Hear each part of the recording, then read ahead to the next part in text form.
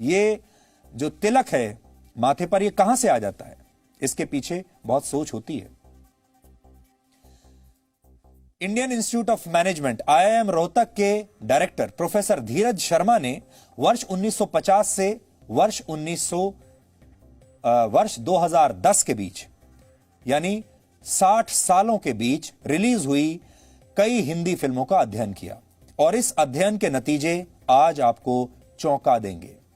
इस अध्ययन में, स्टडी में यह पता चला कि हमारी फिल्मों में सिखों के 74% किरदार ऐसे होते हैं जिनका मजाक उड़ाया जाता है। भ्रष्ट राजनेताओं के 58% किरदार ऐसे होते हैं जिनके सरनेम ये बताते हैं कि वो हिंदू ब्राह्मण हैं या ऊंची जाति के हैं। भ्रष्ट व्यापारियों के 62% किरदारों के नाम वैश्य वर्ण से संबंधित होते हैं।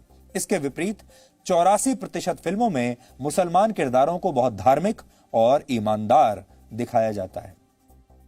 किसी को भी इस बात पर आपत्ति नहीं है कि फिल्मों में मुस्लिम किरदारों को ईमानदार और धार्मिक क्यों दिखाया जाता है। हम ये नहीं कह रहे, वो ईमानदार होते भी हैं, धार्मिक भी होते हैं, सब बातें सही हैं। इसको हम चैलेंज नहीं कर रहे, चुनौती बिल्कुल नहीं दे रहे। हम सब मुस्लिम भाइयों का पूरा सम्मान करते हैं। हमारा जो कहना है वो ये है कि जो अधिकार उन्हें इस देश में मिल रहे हैं वही अधिकार उनके हिंदू भाइयों को भी मिल जाए, बस इतना चाहते हैं। लेकिन फिल्मों के जरिए बहुसंख्यक आबादी को निशाना बनाए जाने पर सवाल जरूर उठने चाहिए। कई मशहूर फिल्मों और वेब सीरीज में नकारात्मक किरदारों को हिंदू नाम के साथ दिखाया जाता है। लोगों के साथ बुरा करने वाले ये किरदार हिंदू हैं। इसे साबित करने के लिए कैसे साबित किया जाता है? इनके माथे पर टीका लगा दिया जाता है। ऐसी ही कुछ किरदारों की तस्वीरें इस समय आपकी टीवी स्क्रीन पर हैं। आपने इन फिल्मों को देखा होगा, आनंद लिया होगा, लेकिन इस नजरिए से कभी आपने सोचा नहीं होगा। इसके विपरीत फिल्मों में दिखाए जाने वाले मुस्लिम किरदार भले ही डॉन हो, गुंडे हो, हत्यारे हो, तस्कर हो, उनकी छवि को किसी मसीहा या रॉबिन हुड की तरह पेश किया जाता है। फिल्मों में आकर एक मुसलमान शराब तस्कर एक चालाक व्यापारी में बदल दिया जाता है। सबसे बड़ा उदाहरण है दाऊद इब्राहिम। दाऊद इब्राहिम जैसे अंडरवर्ल्ड डॉन की बहन रॉबिन हुड यानी गरीबों की मसीहा बन जाती है। दाऊद इब्राहिम को भी एक डॉन की तरह दिखाया जाता है, पूरे ग्लैमर के साथ दिखाया जाता है। एक गुंडा लोगों की मदद करने वाले व्यक्ति में अचानक से बदल जाता है। आपको ऐसे एक नहीं अनेक उदाहरण अगर आप चाहें तो मिल जाएंगे हमारी फिल्मों में। फिल्मों में हिंदू धर्म का मजाक बहुत आसानी से उड़ा दिया जाता है, लेकिन क्रिएटिव फ्रीडम के नाम पर किसी और धर्म के साथ ऐसा करने की हिम्मत किसी प्रोड्यूसर, डायरेक्टर या एक्टर में नहीं होती। 1970 में आई मशहूर हिंदी फिल्म दीवार का आपको याद होगा, एक मशहूर किरदार था विजय, जिसे अमिताभ बच्चन ने निभाया था उस समय। विजय का किरदार, वो भगवान के मंदिर जाकर भगवान पर सवाल उठाता है, लेकिन किसी को इसमें कोई आपत्ति नहीं हुई और यह फिल्म सुपर हिट हुई थी और इसे देखने वालों में भी बड़ी संख्या में हिंदू लोग थे। फिल्मों में फूहड़ किस्म के किरदारों के नाम अक्सर राम रख दिए जाते हैं, आपत्तिजनक डायलॉग लिखे जाते हैं, लेकिन इस पर कोई कुछ नहीं बोलता। वर्ष 2013 में एक मशहूर फिल्म आई थी जिसका नाम था गोलियों की रासलीला रामलीला। इस फिल्म में रणवीर सिंह राम के किरदार में थे, दीपिका पादुकोण के किरदार का नाम था लीला। इस फिल्म में एक डायलॉग आता है जो इस प्रकार है, राम रंग रलियां मना रहा होगा हनुमान गली में। इस फिल्म में भगवान श्री कृष्ण और हनुमान का भेष धारण किए हुए कुछ लोगों को फूहड़ किस्म का डांस करते हुए दिखाया गया और सीन के बैकड्रॉप में भगवान राम का एक पोस्टर लगा हुआ था।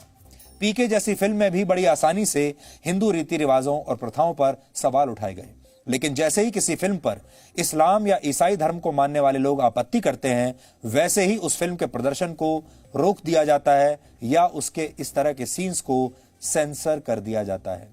भारत में बनने वाली हिंदी फिल्मों में पाकिस्तान तक के लोगों की भावनाओं का ध्यान रखा जाता है, लेकिन बहुसंख्यकों की भावना का ख्याल किसी को नहीं आता। IIM रोहतक के डायरेक्टर प्रोफेसर धीरज शर्मा ने इस विषय पर रिसर्च की थी, जिसके बारे में हमने आपको बताया। उन्होंने 20 ऐसी फिल्मों का अध्ययन किया जिनके केंद्र में पाकिस्तान था। इस रिसर्च में पता चला कि 18 फिल्मों में पाकिस्तान के लोगों को दिल का बहुत अच्छा और भारतीयों का स्वागत करने वाला दिखाया गया था, जबकि भारत के लोगों को धार्मिक रूप से कट्टर दिखाया गया था। उदाहरण के लिए मशहूर हिंदी फिल्म बजरंगी भाईजान में हिंदू किरदारों को कट्टरपंथी और संकीर्ण मानसिकता वाला दिखाया गया, जबकि ज्यादातर पाकिस्तानी किरदारों को दिल का साफ सुथरा, अच्छा और खुली सोच वाला दिखाया गया था। पाकिस्तान में हिंदी फिल्में देखने वालों की संख्या 18 करोड़ है, जबकि भारत में जिन बहुसंख्यक हिंदुओं के दम पर फिल्मों को हिट कराया जाता है उनकी संख्या करीब 100 करोड़ है। फिर भी भारत की फिल्मों में पाकिस्तानियों को तो सम्मान मिल जाता है, लेकिन बहुसंख्यक हमारे ही देश के अपना मजाक अपने ही देश की फिल्मों में उड़वाते रहते हैं। लेकिन अगर आप दक्षिण भारतीय फिल्मों को ध्यान से देखेंगे तो वहां की ज्यादातर फिल्मों में ऐसा नहीं होता। दक्षिण भारत की फिल्मों में मंदिर भी दिखाए जाते हैं और नायक को गर्व के साथ हिंदू के रूप में दिखाया जाता है। इसका सबसे बड़ा उदाहरण मशहूर फिल्म बाहुबली है, जिसका मुख्य नायक न सिर्फ हिंदू है बल्कि भगवान शिव का एक बहुत बड़ा भक्त भी है। यह अजीब विरोधाभास है कि फिल्मों में बहुसंख्यकों का अपमान होता है, अल्पसंख्यकों को सम्मान मिलता है। लेकिन एक जमाना था जब मुस्लिम अभिनेता जब हिंदी फिल्मों में आते थे तो वो अपना नाम बदल लेते थे, या ये सोच लीजिए कि उन्हें अपना नाम बदलना पड़ता था। हालांकि हम इस प्रथा का भी उतना ही विरोध करते हैं। उन्हें अपना नाम बदलने की क्या आवश्यकता है? उन्हें अपना नाम बिल्कुल नहीं बदलना चाहिए था। लेकिन जब मैं आपको उदाहरण दूंगा तो आप चौंक जाएंगे। उदाहरण के लिए मोहम्मद यूसुफ खान दिलीप कुमार बन गए। मशहूर एक्टर दिलीप कुमार। मुमताज जहान दहलवी मधुबाला बन गई। मशहूर अदाकारा मधुबाला। मेजबीन बानो मीना कुमारी बन गई और हामिद अली खान अजीत बन गए। आज हमारा सवाल है, क्यों? अपने असली नाम से इन लोगों ने अपने किरदार क्यों नहीं निभाए? असली नाम से फिल्मों में काम क्यों नहीं किया?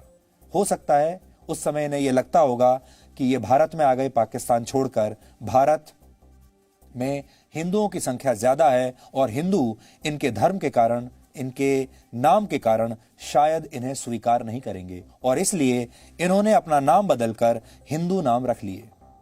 लेकिन इनसे आप ये समझ गए होंगे कि फिल्मों और विज्ञापनों के लिए हिंदू सिर्फ एक उपभोक्ता है, कस्टमर है। ऐसा उपभोक्ता जिसकी भावनाओं को ठेस पहुंचाने में कोई एक पल की भी देर नहीं लगाता।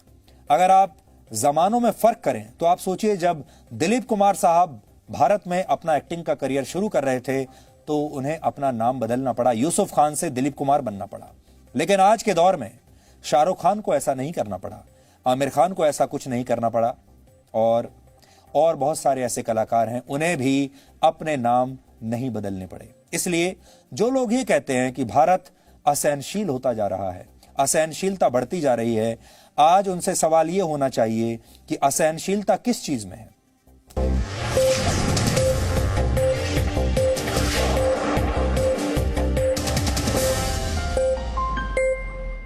Presenting B News app, available on Google Play and App Store. Download it now.